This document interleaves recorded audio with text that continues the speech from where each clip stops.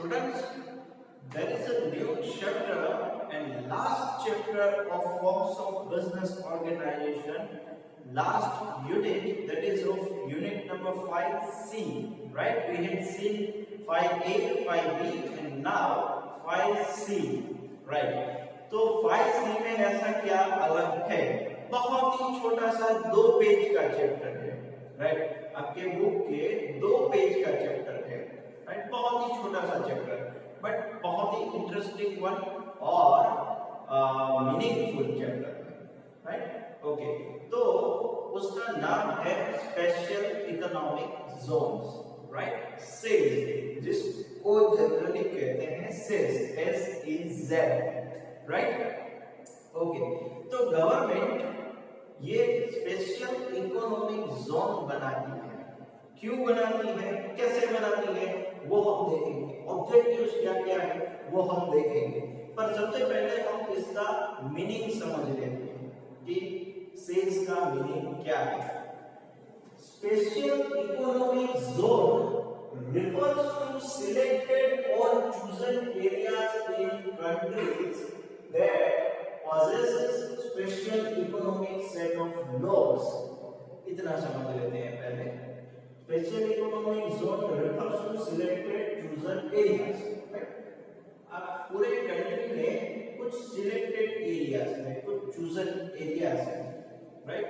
कुछ chosen areas है that possess special economic set of law. possess मतलब किसी के पास कोई चीज का होना, राइट? possession में आपने देखा होगा ना कि ये प्लेट का पोजीशन मेरे पास है, ये लैंड का पोजीशन मेरे पास है, मतलब पर्टिकुलर उसका कोई मालिक है, राइट? तो in the same way that area possesses special economic set of laws, उसके पास स्पेशल लॉज है, स्पेशल राइट्स है, that कि वो are different from other areas in the same country, वो दूसरे एरिया से बिल्कुल अलग है, राइट? उसके पास कुछ ऐसे लॉज है, कुछ ऐसी सुविधाएं हैं, कुछ ऐसे नॉर्म्स है कि जिससे वो पूरे कंट्री के अदर एरिया से डिफरेंट होते हैं, राइट? अलग होते हैं, right? Because they are possessing some different laws, some economic laws, right? And because of that, they are different from other areas in the same country, right? That is called special economic zone. That is what it says. अब क्या लोग है, क्या है वो हम अब समझते हैं। जनरली स्टूडेंट्स, गवर्नमेंट जो स्पेशल इकोनॉमिक जोन बनाती है, राइट? सेल्स का जब निर्माण होता है तब वो पर्टिकुलर एरिया में वो बनाती है, वो पर्टिकुलर एरिया बिजनेस के लिए, इंडस्ट्रीज के लिए स्पेशली डेवलप किया जाता है, राइट? कि वहां पे अच्छे रास्ते, राइट? अच्छा ट्रांसपोर्टेशन हो, राइट? अच्छे रोड्स, अच्छे ट्रांसपोर्टेशन की सुविधाएं, water facility, labour facility, right?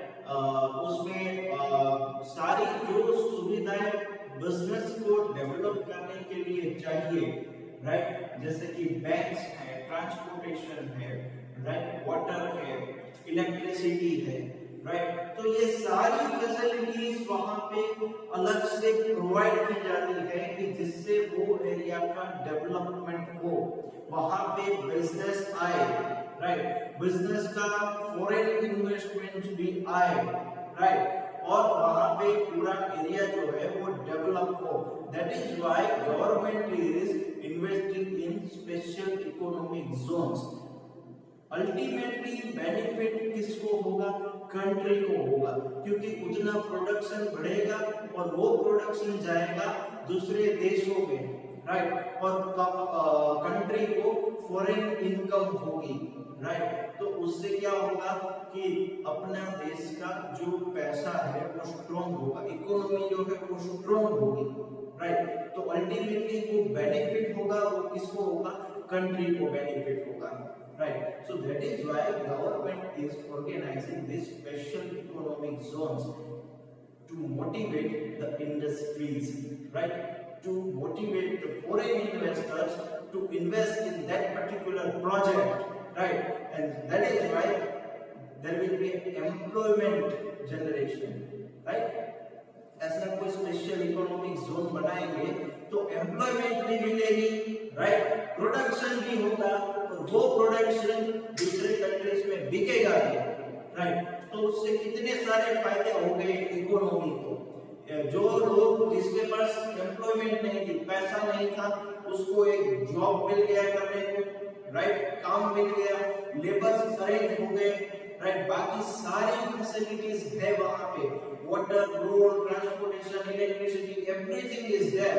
तो आज कोई भी बिजनेसमैन को ऐसी जगह सबसे पहले चूज करेगा कि जहां पे ये सारी फैसिलिटीज हो, right? So that is why it is we can say it is a perfect temptation for all the investors, right, to invest in special economic zone, right? क्या क्या ऑब्जेक्टिव्स हैं ये पहले हम देख लेते हैं। Generation of additional economic activity, right? वो एक इकोनॉमिक एक्टिविटी ही है। अगर मैं आज कोई भी चीज में इन्वेस्ट करूंगा तो वो मुझे आगे जाके रिटर्न देगा, right? It's an economic activity, right? Second one is promotion of exports of goods and services, as we have discussed recently, right? कि उससे क्या मिलेगा, अब सारी फैसिलिटीज दी गई है तो उससे प्रमोशन मिलेगा कि फॉरेन इन्वेस्टमेंट हो, राइट? तो और वहां पे जो भी गुड्स का प्रोडक्शन हुआ है वो एक सर्टेन क्वालिटी का है तो फिर वो एक्सपोर्ट्स भी हो सकता है, दूसरे कंट्री में भी हम बेच सकते हैं उसको, राइट? जो हमारे मिनिस्टर है उसमें EXIM policy, export import policy में इसके लिए स्पेशली इसके लिए पूरा लॉ बनाया था और इसमें सारी चीजों का अलग से मेंशन किया गया था, राइट? आपको आगे जाके थर्ड ईयर में आएगा EXIM policy, right? That is of export import policy, right? तो वो हम बाद में देखेंगे। यहाँ पे अभी हम देख लेते हैं third one is promotion of investment from domestic and foreign sources. Domestic, यहाँ का डोमेस्टिक और फॉरेन, राइट? दोनों सोर्सेस, मतलब ऐसा जरूरी नहीं है कि वो सिर्फ एक्सपोर्ट ही हो, वो डोमेस्टिकली भी सेल हो सकता है और साथ में सोर्सेस, यहाँ पे इन्वेस्टमेंट प्रमोशन के सोर्सेस आएंगे, इन्वेस्टमेंट के सोर्सेस आएंगे, डोमेस्टिक भी इन्वेस्ट करेंगे, हमारे लोकल जो भी है वो भी इन्वेस्टर इन्वेस्ट करेंगे और फॉरेनर्स भी इन्वेस्ट करेंगे, राइट? तो उससे इन्वेस्टमेंट और ज्यादा आएगा, right? Fourth one is creation of employment, as we have discussed. ऐसा कोई अगर स्पेशल इकोनॉमिक जोन बनता है तो एम्प्लॉयमेंट की जनरेशन होती ही है, right? And last one is development of infrastructural facilities. Infrastructural facilities जो मैंने आपको कहा कि सारे रोड, रास्ते, टेलीकम्युनिकेशन, कम्युनिकेशन, राइट? फिर वाटर रिसोर्सेज, इलेक्ट्रिसिटी, ये सारी इंफ्रास्ट्रक्चरल फैसिलिटी का भी डेवलपमेंट होता है। अगर ऐसा कोई इकोनॉमिक जोन बनाना है तो उसके लिए ये सुविधा देनी पड़ेगी तो ही इन्वेस्टर्स जो है वो अट्रैक्ट होंगे और तो ही वो इन्वेस्ट करेंगे, राइट? तो ही वो इंडस्ट्रीज वहां पे एस्टैब्लिश कर पाएंगे। So that is why they are giving this kinds of facilities, right? कि फैसिलिटीज वाइज उसको कोई कमी नहीं है, बस उसको आके इन्वेस्टमेंट ही करना है, right? So these are the objectives of special economic zone, right? Students, here are the some of the features, right? That is of characteristics of sales, right? कि किसको sales कहा जा सकता है। हमने objectives देखे, अब इसके बाद हम देखेंगे features of the special economic zone, right? The first one is sales were intended to regional development as well as export promotion. Sales क्या है, वो जो भी उसका रीजनल डेवलपमेंट, मतलब रीजनल मतलब जो पर्टिकुलर रीजन में है वहां पे वो डेवलपमेंट लाता है, राइट। कि अगर गवर्नमेंट कोई भी ऑर्गेनाइजेशन कोई भी पर्टिकुलर लोकेशन को स्पेशल इकोनॉमिक जोन में परिवर्तित करती है, स्पेशल इकोनॉमिक जोन वहां पे बनाती है, तो ऑब्वियस है कि वहां पे इकोनॉमिक और अदर डेवलपमेंट्स भी होंगे, क्योंकि वहां पे सब फैसिलिटीज आएगी, राइट। इलेक्ट्रिसिटी आएगी, वाटर आएगा, रोड जो है वो अच्छे हो जाएंगे, राइट। तो उसके फायदे रीजनल डेवलपमेंट को भी होंगे, मतलब कि वो पर्टिकुलर रीजन का डेवलपमेंट होगा, right. Then second one is simplified compliance procedure and documentation for the establishment of sales, right, and to investment in sales, that is of special economic zone, document procedure is required, right। उसका list of documents है कि ये procedure करने के बाद sales में investment आप कर सकते हैं, वहां पे इंडस्ट्री एस्टैब्लिश कर सकते हैं, right। So that is why here the word procedure is there, right। After completion of certain procedures of documentation you can utilize the plot in sales। आगे हम देखेंगे प्लॉट के बारे में भी, right। No license required for import export तो आपको पता ही है। अब कुछ भी चीजें हम इंपोर्ट करते हैं जैसे रॉ मटेरियल या व्हाटएवर, तो उसके लिए लाइसेंस की जरूरत नहीं है, राइट। बिकॉज आपने जो भी प्रोसीजर है वो ऑलरेडी यहाँ पे कंप्लीट कर ली है सेकंड स्टेज पे, right. So that is why there is no requirement of importing licence, right. Fourth one is exemption from custom duty on import of raw materials, capital goods, consumables, etc. Excellent point। and ये sales का सबसे बड़ा फायदा ही यही है। क्या फायदा है?